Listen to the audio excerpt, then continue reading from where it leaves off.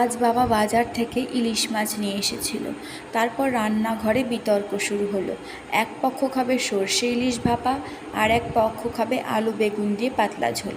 তো শেষমেশ আলু বেগুনি জিতলো। তো মা প্রথমে মাছগুলোকে ধুয়ে নুন হলুদ মাখিয়ে হালকা করে ভেজে নিল। তারপর কেটে রাখা আলু ও বেগুনকেও ভেজে নিল। তারপর তেলে কালি জিরে বাটা মশলা, নুন হলুদ লঙ্কার গুঁড়ো দিয়ে কষিয়ে জল দিয়ে দিল। কিছুক্ষণ ফুটে গেলে ভেজে রাখা ইলিশ মাছ, ভেজে রাখা আলু বেগুন সেগুলো দিয়ে দিল। তারপর কিছুক্ষণ ফুটিয়ে নামিয়ে দিল। রেসিপিটা খেতে দারুণ হয়েছিল। রেসিপিটা ভালো লাগলে আপনারাও বাড়িতে অবশ্যই ট্রাই করে দেখতে পারেন। আমার চ্যানেলটিকে লাইক শেয়ার অ্যান্ড সাবস্ক্রাইব করতে ভুলবেন না। রাধে রাধে।